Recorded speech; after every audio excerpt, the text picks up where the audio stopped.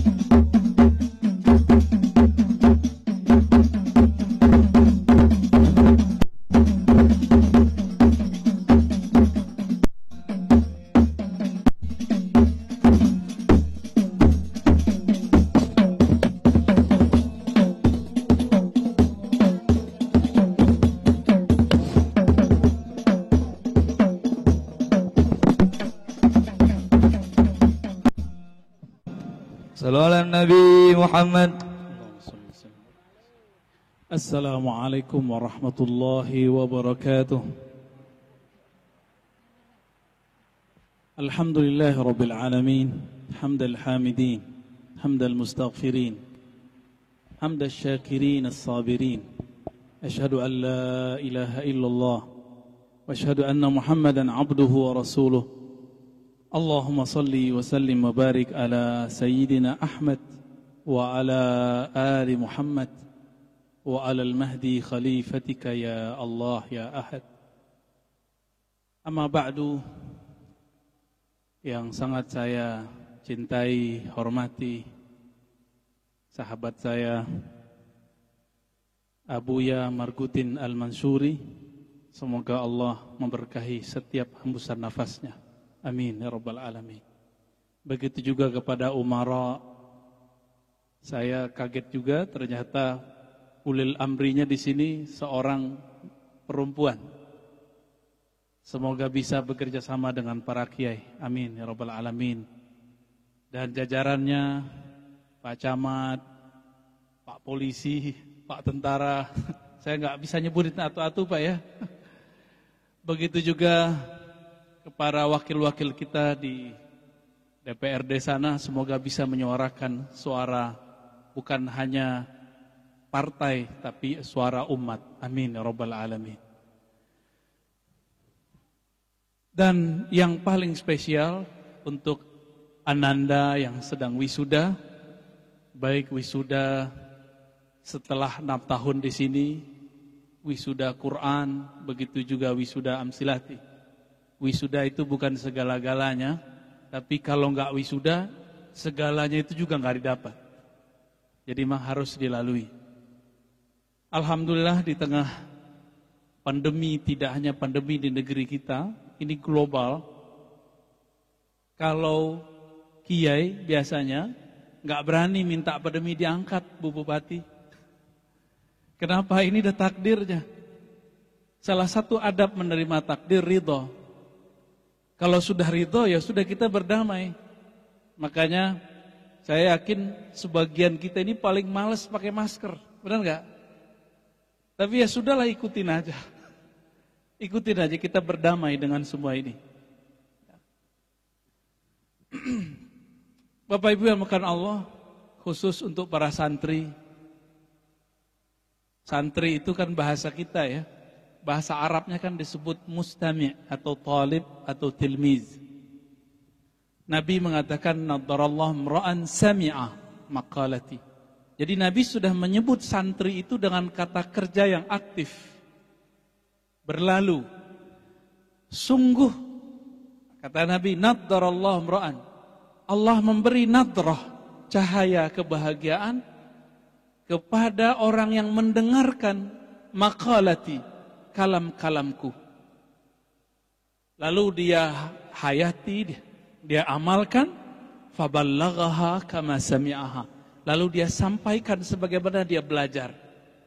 Dulu di zaman Rasulullah, bahkan 100 tahun sebelum kita, bahkan gak usah jauh-jauh, mungkin zaman kami dulu nyantri, tidak mungkin nyantri itu online, mungkin gak? Maka kalau disebut dalam hadis sami'a, mendengar perkataanku berarti dia hadir. Inilah salah satu mukjizat Rasulullah. Jika orang masih mau belajar kalam Nabi, dia akan menikmati kehadiran bersama gurunya. Maka coba lihat di dunia yang masih bertahan, belajar bertatap muka langsung dengan guru, itu adalah belajar kepada pewaris-pewaris Rasulullah. Di mana itu? Di pesantren. Sekarang SD, TK aja pakai Zoom. Coba Bapak Ibu bayangkan, gak usah bayangkan, lihat sendiri tuh anak kita. Anak TK nge-Zoom, gimana ceritanya tuh? Pusing gak kita ngeliatnya? Maka jangan ragu untuk naruh anak kita di pesantren. Tapi hati-hati Bapak Ibu, pesantren hari ini macam-macam. Apalagi tahfiz. Satu kali Nabi SAW dalam hadis Imam Bukhari, bab manaqib. Ada lagi yang kedua, bab maghazi. Dikisahkan bahwa Sayyidina Ali, utusan Rasulullah, dikirim ke Yaman. Dari Yaman, Sayyidina Ali mengirim Zuhaibah, sepotong atau beberapa potong emas kepada Rasulullah untuk dibagikan. Ini kalau sudah fulus emas, dirham, itu sahabat Nabi, itu bisa tengkar. Sahabat loh ya, apalagi kiai, apalagi pejabat. Ya, sahabat Nabi yang radhiyallahu anhum itu bisa tengkar, Pak. Ketika Nabi membagikan kepada para sahabat emas tadi, datang sekelompok kaum mengatakan, nahnu aku, kami lebih berhak dapat bagian lebih banyak. Itu sahabat loh ya. Gimana kita? Maka kita nggak usah munafik-munafik amat juga. Kiai-kiai itu butuh perhatian juga. Benar Pak Kiai ya? Orang nggak ada gaji tetap, tapi Allahnya tetap ya. Semoga para kiai kita sabar. Jadi benar tuh tadi, Bu Bupati bilang, sabar Pak Kiai. Pak Kiai diceramahin kan keren tuh. Jadi Bupatinya alhamdulillah jadi bunyai hari ini, alhamdulillah. Kadang-kadang ketika ini jujur aja nih ustadz-ustadz ketika bermasalah ngadunya sama Pak Polisi. Itu Pak Polisi punya kesempatan tuh balesin tuh. Biasanya dikhutbahin mulu kan. Yang sabar Pak Ustadz. Itu kesempatan. Baik. Di hadis ini dikatakan apa? Tiba-tiba ada seseorang datang. Ja'a rajulun, datang seseorang misterius. Rambutnya dicukur, jenggotnya enggak beraturan. Kathulih ya. Kira-kira kalau diterjemahkan jenggotnya enggak beraturan, tebel enggak, tipis enggak beraturan. Gerahamnya agak keras, matanya agak cukam ke dalam. Orang itu kemudian berkata, coba lihat lafaznya. Lafaz ini sekarang sampai saat ini, detik ini mereka ulang-ulang. Apa kata mereka? Ya Rasulullah, masih benar. Ittaqillah. Wahai Rasulullah, takutlah kepada Allah. Coba, ada orang gak dikenal tiba-tiba menceramahin Nabi. Hei Muhammad, hei Rasulullah, takutlah kepada Allah. Jadi dia menganggap sekelas Rasul pun gak akan pernah adil. Maka Bu Bupati, kalau ada orang ngeritik terus, gak usah dilayani. Karena orang begitu sampai sekarang ada. Yang penting tugasnya dijaga, amanahnya dijalankan. Nanti kalau mereka nantang tinggal kita berhadapan di hadapan Allah Subhanahu wa taala. Apa kata orang ini? Ya Rasulullah, ittaqillah. Rasulullah diajarin. Apa jawaban Nabi? Siapakah yang lebih takwa daripada kalian melebihi aku? Nabi sedih digituin. Nabi balas enggak? Nabi enggak balas. Nabi tidak dianggap merasa dihina. Apa yang kemudian Nabi lakukan? Nabi mengatakan, biarin. Lalu datang Khalid ibn Walid, singa padang pasir. Apa katanya? Apakah boleh aku melepas nyawanya dari badannya, wahai Rasulullah? Apa kata Nabi? La, bisa jadi dia masih sholat. Lalu apa kata beliau? Kata Khalid, wahai Rasulullah, dia sholat tuh fisiknya doang, hatinya gak benar, hatinya munafik. Apa kata Nabi? Inni la umar, aku tidak diperintahkan an unaqiba, untuk mempretelin ma fi qulubin nas, apa yang ada dalam hati manusia. Hari ini ciri-ciri kelompok yang mengkhianati Rasulullah SAW itu lu suka dengan dua lafaz ini. Dikit-dikit ittaqullah. Yang dia kata-katain itu lebih takwa dari dia. Dan yang kedua apa? Kebalikan Nabi. Nabi tidak pernah ngurusin hati orang. Orang ini biasanya menilai dengan suuzonnya, dianggap itu isi hatinya.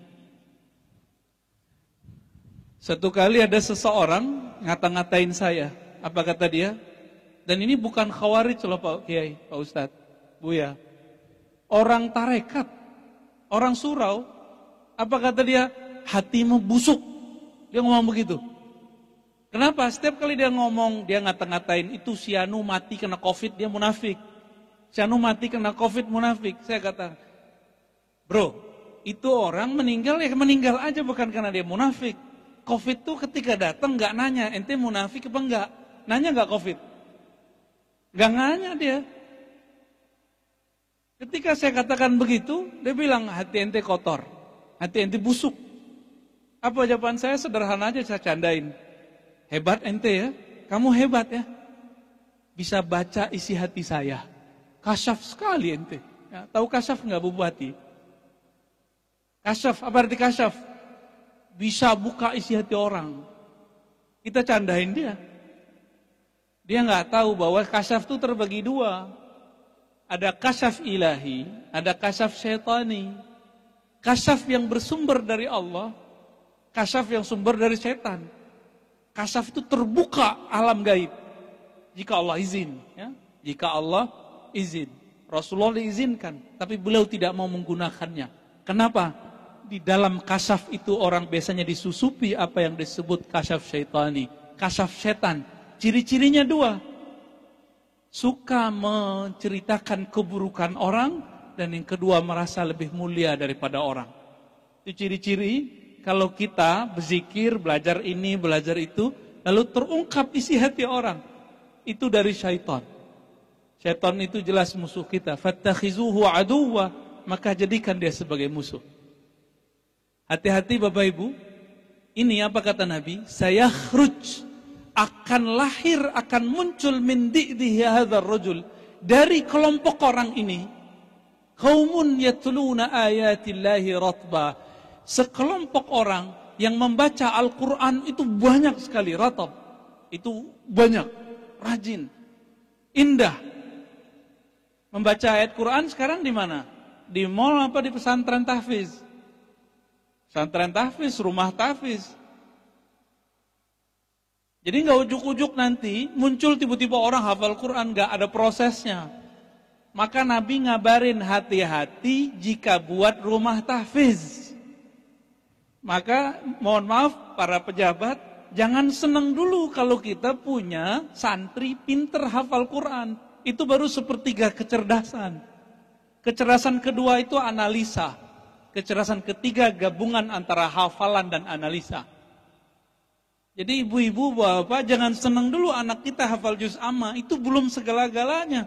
Karena nanti khawarij, kelompok teroris yang membunuh-bunuhi ulama nanti di akhir zaman, itu mereka yang hafal Quran.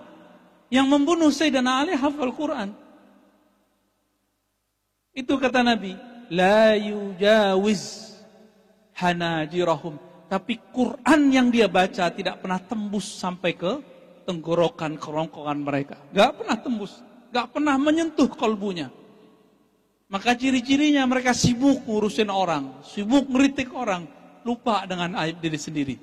Ini ciri-ciri khawarij di akhir zaman. Maka wajib kalau emang perda pesantren ini dibuat, jangan sampai kesusupan Pak Kiai. Jangan sampai kesusupan, ini bisa dimanfaatin nanti. Bagaimana caranya supaya tidak kesusupan? Inilah yang diantisipasi oleh imam. Itu separuh beragama. Laulal isnad laqala man syaa ma syaa. Kalau tidak ada orang bersanad, berguru, bersilsilah, maka orang akan ngomong apa saja. Dia bawa Quran. Ini mohon maaf nih para kiai, jadi ustadz itu enak. Kalau Bu Bupati ada yang ngawasin, Pak DPRD, ya enggak? Coba ustadz siapa yang ngawasin? Enggak ada. Coba pejabat ngeritik ustadz. Pejabat ngeritik ustadz, apa kata ustadz? Loh, kamu ngeritik wakil-wakil Allah di bumi. Ini loh ayat yang kami baca. Maka nanti ustadz-ustadz yang kalbunya tidak benar-benar takut kepada Allah, dia gunakan ayat itu untuk menyerang balik. Nah ini mereka kan seperti itu. Yatluna ayatillahi ratba. Itu ayatnya, itu hadisnya. Hadis Sahih Bukhari. Mereka kalau baca ayat banyak sekali. Tapi tidak bersanad, tidak bersilsilah kepada Rasulullah sallallahu alaihi wasallam. Dan saya lihat di pesantren ini semua gurunya bersanad. Dan kebanyakan pesantren di Muaro Jambi dan sekitar itu bersanad. Tapi hati-hati, jangan la nakhafu laumata laim. Kita enggak takut dibenci. Dulu Rasulullah juga dibenci. Sekelas Nabi dibenci oleh orang ini. Coba bayangkan, Nabi diceramahin, disuruh berbuat adil. Di riwayat lain kan, "I'dil ya Muhammad." Berbuat adil lah, hai Muhammad. Apalagi cuma Bu Bupati, pasti bahari ya. Baik. Karena sudah kita kan daftar. Kalau Abu Hanifah nggak mau jadi pegawai, dia nggak mau. Pulang-pulang berdagang belum kecapean. Biasanya kita kalau kecapean, sandaran kaki biasanya selonjoran nggak? Selonjoran Pak. Ketika dia mau selonjoran, dia tarik kembali. Kenapa? Dia ingat di arah lurus depan rumahnya itu kalau dia selonjoran, di situ ada rumah gurunya Imam Muhammad ibn Salamah. Maka beliau nggak jadi selonjoran dan mengatakan, oh di sana ada rumah guruku. Aku tidak merasa pantas meluruskan kakiku menghadap kepadanya. Gurunya ada di rumahnya enggak? Di rumah Abu Hanifah enggak? Enggak. Gurunya entah di mana.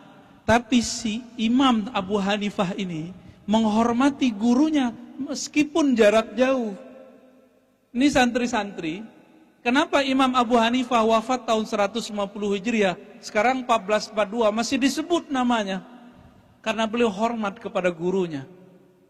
Dan kenapa antum ini keluar dari sini, hilang ilmunya, karena dulu pernah bentak-bentak gurunya. Karena pernah di belakang ngejekin gurunya. Pinter, oke, keminter. Hilang keberkahannya. Jadi kalau tadi al-barakah itu fil khidmah, saya tambahkan al-barakah fil hurmah, fil ihtirami wal hurmah. Keberkahan itu ada dalam menghormati.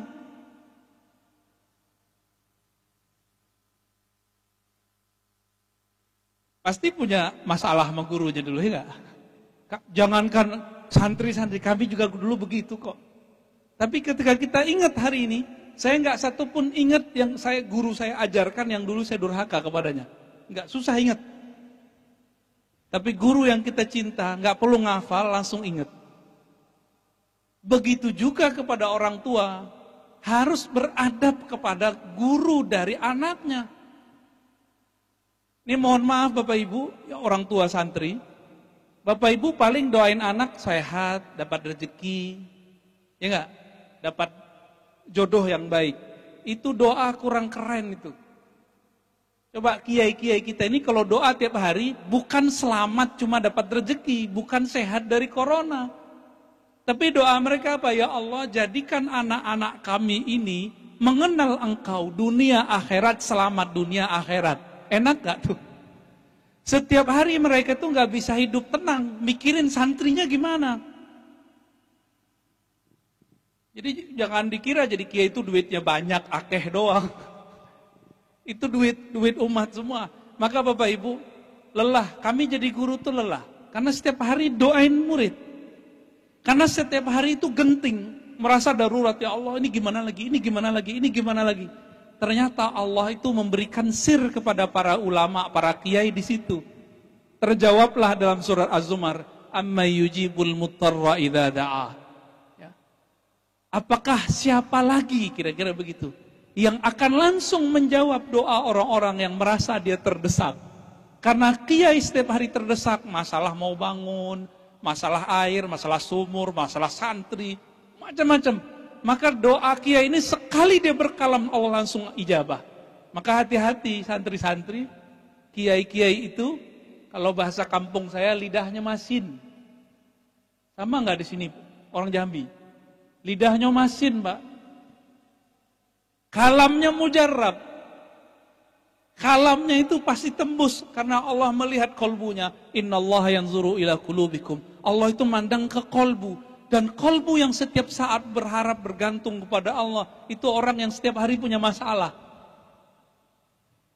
Maka selain kiai, yang Allah lihat setiap hari kolbunya itu kolbu pemimpin. Pemimpin yang setiap hari merasa dirongrong, itu kalau dia ngadu kepada Allah, maka Allah berikan nur namanya Nurus Samadiyah. Nur Samad. Nurus Samadiyah itu Allah akan langsung membantu siapapun yang mengadu kepadanya. Makanya ayat ini, surat Al-Ikhlas ini sepertiga Al-Quran. Qul huwallahu ahad, Allahus samad. Allah ahad, hubungan kita kepada Allah. Allahus samad, itu urusan kita dengan semua makhluk selesai. Jadi Bapak Ibu, kalau ada masalah gak usah datang ke dukun. Baca aja Al-Ikhlas. Banyak-banyak.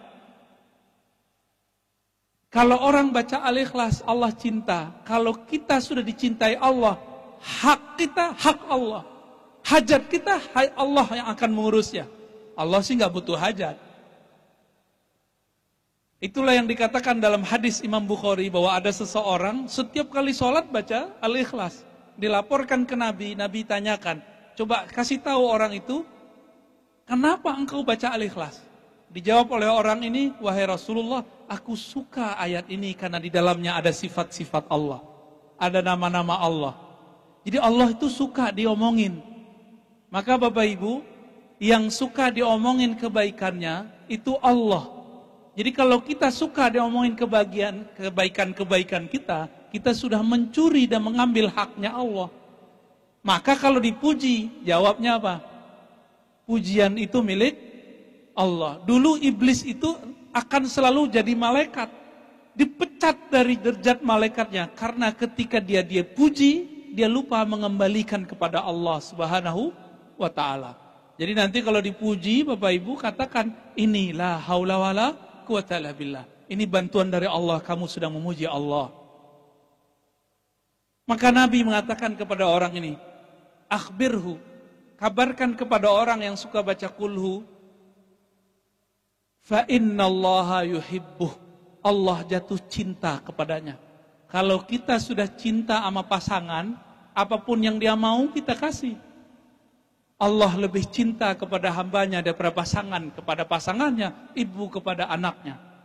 Maka kalau mau minta doa kepada orang yang wiridnya Qul huwallahu ahad. Itu awalan dan akhiran. Kira-kira itu Bapak Ibu yang makan Allah, Pak Kiai, Buya Margutin. Ya, udah panas, udah gosong. Semoga pesantren ini diberkahi Allah, pendirinya diridai Allah, santri-santrinya menjadi pejuang-pejuang ahlus sunnah yang bersanad kepada Rasulullah Sallallahu Alaihi Wasallam.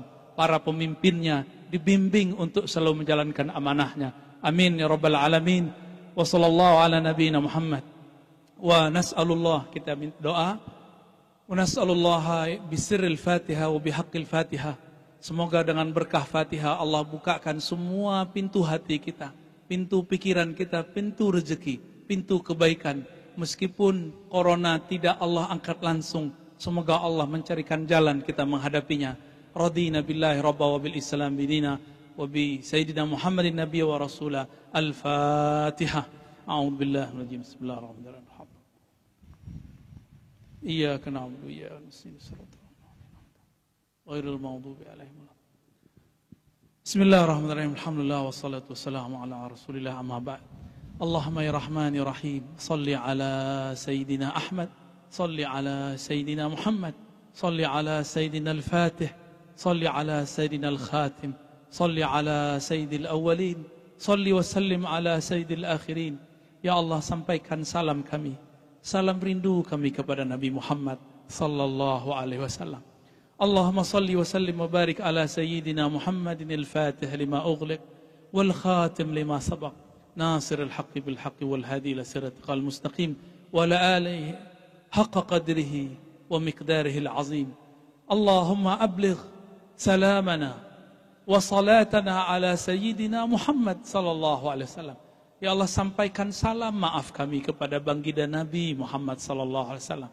Banyak ajarannya yang telah kami langgar, banyak petuahnya yang tidak kami ikuti. Bantu kami ya Allah untuk menyampaikan salam rindu kami, salam maaf kami kepada baginda Nabi sallallahu alaihi wasallam. Ya Sayyidana ya Rasulullah, ishfa' lana fid dunya wal akhirah. Wahai baginda Nabi, berilah kami pertolongan syafaat di dunia dan di akhirat. Allahumma ya Ghaffar ya Ghafur, ighfir lana dhunubana wa liwalidina warhamhum kama rabbawna shighara. Ya Allah, ampuni dosa-dosa ayah ibu kami, kakek kami, orang-orang yang berjasa kepada kami, semua orang Islam, baik laki-laki dan perempuan, baik yang masih hidup ataupun yang telah wafat. Allahumma ya muqallibal qulub, wahai yang membolak-balik hati, tsabbit qulubana ala dinika wa ta'atik. Tetapkan hati kami untuk tetap tunduk kepada Engkau ya Allah, dan wafatkan kami dalam husnul khatimah. Ya Allah, nawwir qulubana.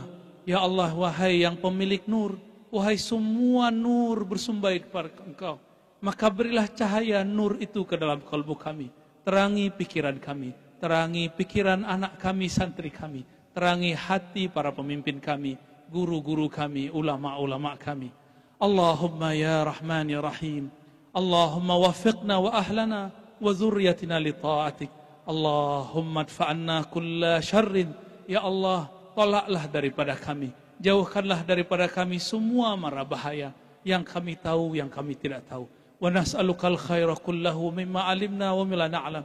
Dan kami minta keberkahan mutlak dari Engkau ya Allah, baik yang kami sadari ataupun yang kami tidak sadari. Rabbana atina fid dunya hasanah wa fil akhirati hasanah wa qina adzabannar. Wa sallallahu ala sayyidina Muhammad wa ala alihi wa ashabihi wa li baitihi wa zurriyyatihi ajma'in. Walhamdulillahi rabbil alamin. Akhir kata dari kami, assalamualaikum warahmatullahi wabarakatuh.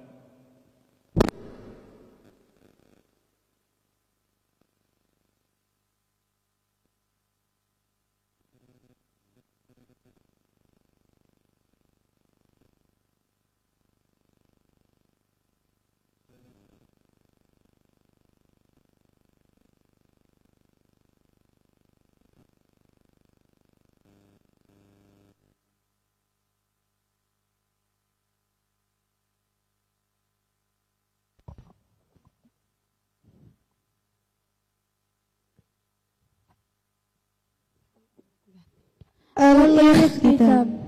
أيها الحاضرون رحمكم الله، هذا ما نريد إلقاءه أمامكم جميعا.